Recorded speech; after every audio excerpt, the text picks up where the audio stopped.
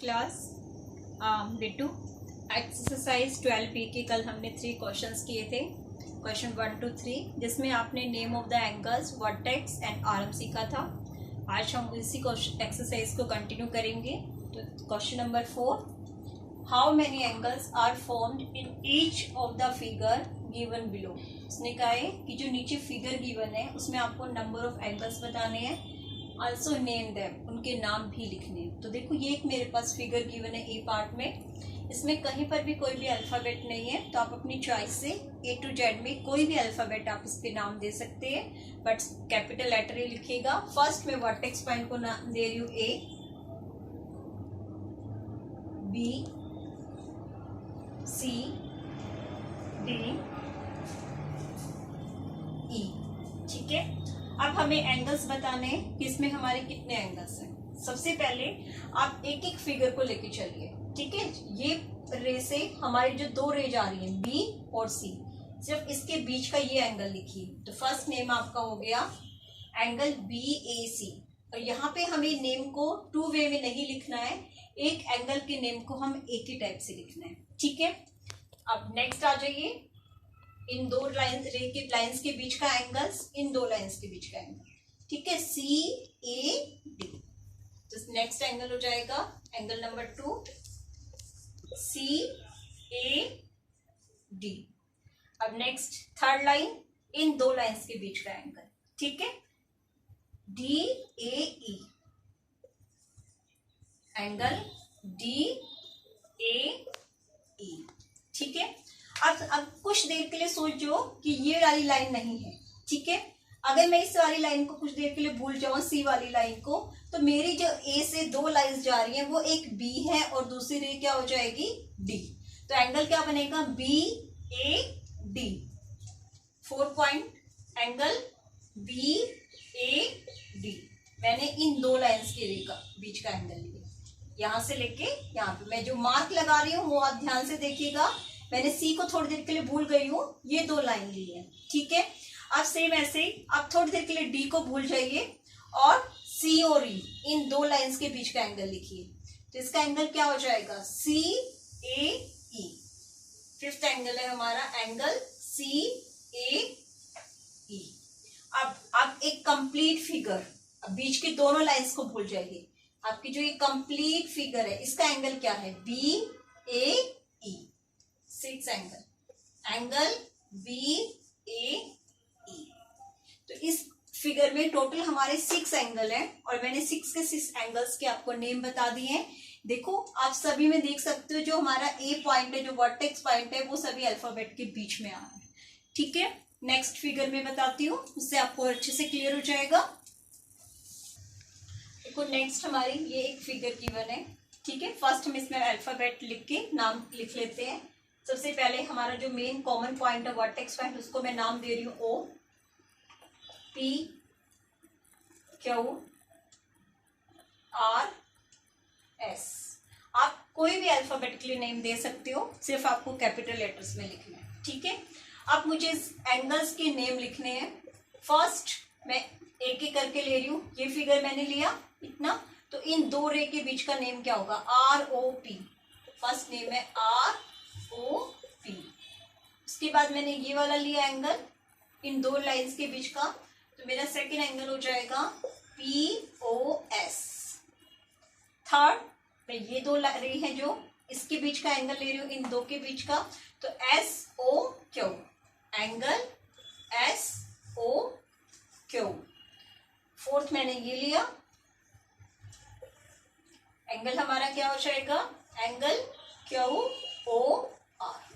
ठीक है, आपकी ये 4 हो गए। अगर आपको कंफ्यूजन है तो आप इस मार्क को जो मैं लगा रही हूँ उसको थोड़ी देर के लिए इरेज कर सकते हो। ठीक है ना,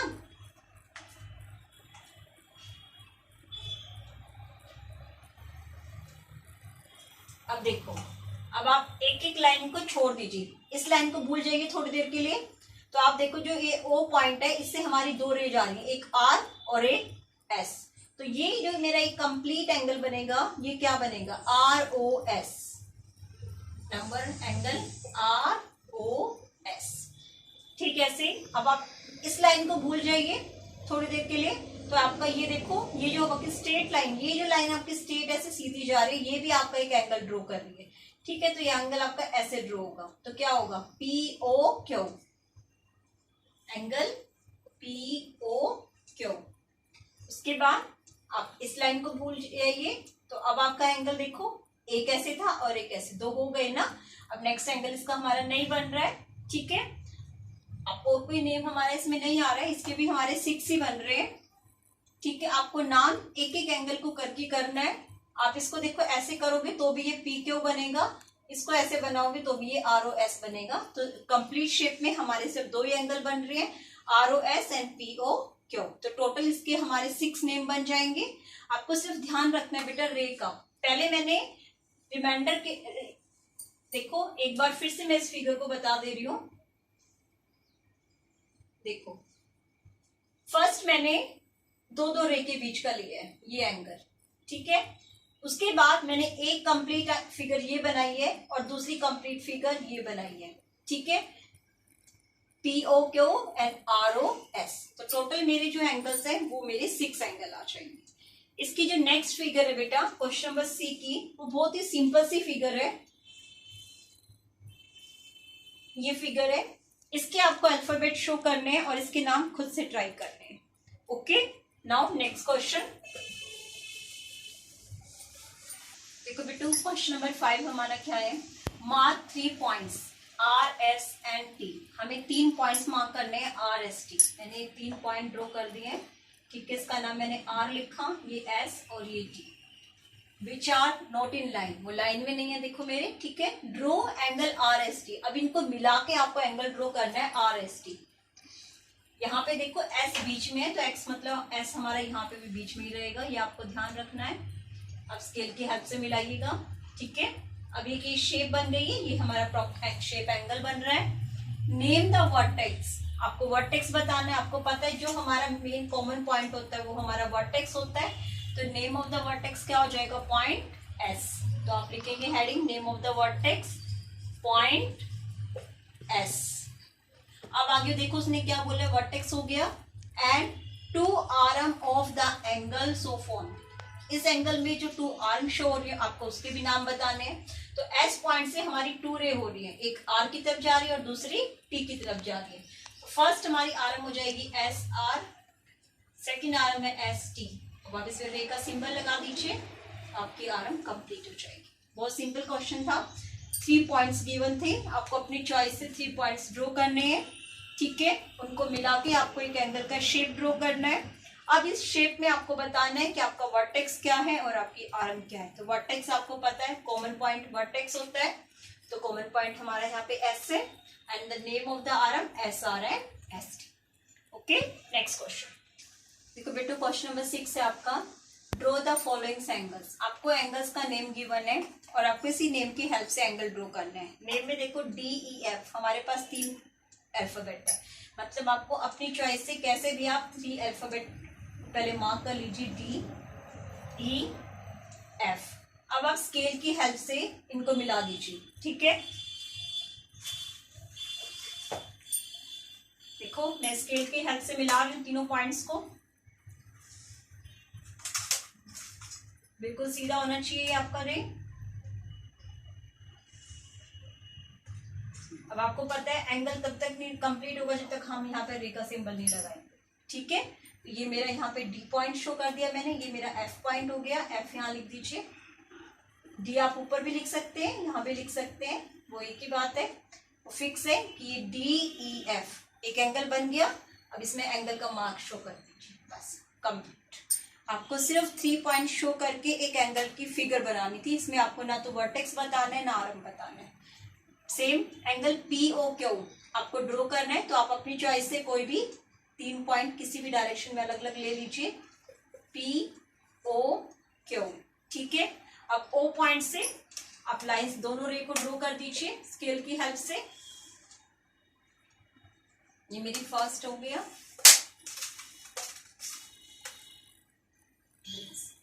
सेकंड हो गया, इसके बीच में मैं एंगल का शेप बनाऊंगी, ये शेप बनाना मत भूलिएगा। तो मेरा एंगल बन गया एंगल POQ, ठीक है। O पॉइंट बीच में, तो देखो मेरे एंगल में भी O पॉइंट बीच में, ठीक है। सेम ऐसे ही बेटा इसके नेक्स्ट 2 पार्ट्स है जो आपको ठीक ऐसे ड्रॉ करने हैं। आपको अपनी चॉइस से किसी कहीं पर भी आप 3 पॉइंट्स लगा दीजिए, उन तीनों पॉइंट्स को आप स्केल की हेल्प से ड्रॉ एक दूसरे से मिला दीजिए और उसके बीच की जो फिगर होगी वो आपके अंदर हो जाएगी। Okay, next question, question number 7 exercise का लास्ट क्वेश्चन है, ठीक है। देखो ये क्वेश्चन क्या है, इन द एडजॉइनिंग फिगर, आपको एक फिगर गिवन है, नेम ऑल द पॉइंट्स, उस फिगर में जो पॉइंट्स गिवन है ना आपको उसके नाम बताने हैं। यहाँ तो ना तो आपको नेम ऑफ एंगल बताना है, ना वर्टेक्स, ना आर, ये आपके लिए नया कॉन्सेप्ट है इस एक्सरसाइज का, ठीक है। यहाँ पे 2 मेन पॉइंट मैं आपको बता रही हूँ, inter and exterior. Interior points वो होते हैं बेटा जो एंगल्स के अंदर होते हैं, एंड एक्सटीरियर पॉइंट्स वो होते हैं जो बाहर होते हैं। कोई भी ज्योमेट्रिकल फिगर होती है, चाहे वो एंगल हो या कोई अनदर फिगर हो, अगर अंदर उसके कोई पॉइंट्स गिवन है ज्योमेट्रिकल फिगर्स के, तो हमेशा इंटीरियर पॉइंट्स होते हैं। अगर ज्योमेट्रिकल फिगर के बाहर कोई पॉइंट शो होता है तो वो आपके एक्सटीरियर पॉइंट्स होते हैं, ठीक है। अब देखिए क्वेश्चन क्या आपका, in the interior of the angles P Q R, मेरा ये एंगल है पी क्यू आर, इसके अंदर के जो पॉइंट्स हैं आपको उनके नाम बताने हैं। तो इंटीरियर पॉइंट्स हमारे कौन कौन से हैं, A B C D E. तो आप जब नाम आंसर लिखेंगे तो आप प्रॉपर्ली लिखेंगे, हम नाम जैसे लिखते हैं पॉइंट्स का, point A comma point B comma point C comma point D and point E. इसमें 5 हमारे इंटीरियर पॉइंट्स हैं, ठीक है। नेक्स्ट पार्ट है, in the exterior points of the angle P Q R, तो एंगल्स के बाहर, ये मेरा कंप्लीट एंगल है, पी क्यू आर एंगल्स के पॉइंट्स हैं। अब इसके बाहर एक ये पॉइंट है, एक ये है और एक ये, 3 पॉइंट्स गिवन है। तो point M, point L and point N. तो हम लिखेंगे point M comma point L and point N. ध्यान रखिएगा एंगल्स के अंदर जो पॉइंट्स होते हैं वो हमारे इंटीरियर पॉइंट्स होते हैं, और एंगल्स के बाहर जो पॉइंट्स होते हैं वो हमारे एक्सटीरियर पॉइंट होते हैं। अब है next, on the angle P Q R, उसने पूछा है कि वो पॉइंट्स बताओ जो एंगल पी क्यू आर पे है। तो एंगल पी क्यू आर पे तो हमारे 3 ही पॉइंट्स हैं, first point P, second Q and third R, यही मेरा एक एंगल है ना। और इस एंगल्स के जो मेन 3 पॉइंट्स है वो कौन से हैं, पी क्यू आर।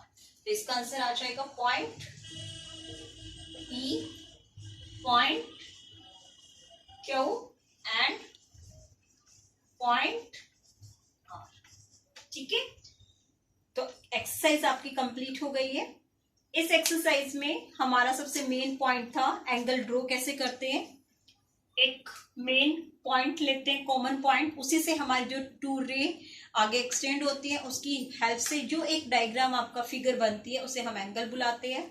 एंगल्स में जो हमारा ये मेन फिक्स पॉइंट होता है, ये हमारा रे होता है, इसकी जो ये दोनों वर्टेक्स होता है, सॉरी, जो फिक्स पॉइंट होता है, और वर्टेक्स से जो हमारी 2 लाइंस आगे एक्सटेंड होती है रे शेप में, वो हमारी दोनों आर्म होती है। एंगल का नेम हम 2 टाइप से लिख सकते हैं, ऊपर से नीचे भी और नीचे से ऊपर भी। पी क्यू आर भी लिख सकते हैं आप इसको, एंड आर क्यू पी भी लिख सकते हो, ओके। अब अगर एंगल के अंदर कोई पॉइंट है तो उसको इंटीरियर पॉइंट्स बुलाते हैं, एंगल्स के बाहर अगर कोई पॉइंट्स है तो उसको एक्सटीरियर पॉइंट्स बताते हैं, और जो पॉइंट्स एंगल्स के ऊपर होते हैं वो ऑन द एंगल से होते हैं, ठीक है बेटा। आई होप आपको एक्सरसाइज 12 भी अच्छे से क्लियर हो गई है। आप सभी फिगर्स को स्केल की हेल्प से ड्रॉ कीजिएगा, रैंडमली ड्रॉ मत कीजिएगा, ठीक है। एंड अगर फिर भी आपको कोई डाउट लगे तो आप ऑडियो के थ्रू मुझसे पूछ लीजिएगा। बेटो नीट एंड क्लीन अपना वर्क किया कीजिए, और मेरी रिक्वेस्ट है सभी स्टूडेंट से कि वो अपना काम कंप्लीट करके मुझे सेंड जरूर करें। मेरे पास सिर्फ 50% स्टूडेंट्स ही सेंड करते हैं, 50% स्टूडेंट्स ऐसे हैं जो मुझे होमवर्क और क्लास वर्क टाइमली सेंड नहीं कर रहे हैं। मैं बहुत जल्द उन सभी स्टूडेंट्स की नेम की लिस्ट आपके ग्रुप में शो करने वाली हूँ जो बच्चे मुझे अपना क्लास वर्क और होमवर्क सेंड नहीं कर रहे हैं। Thank you class.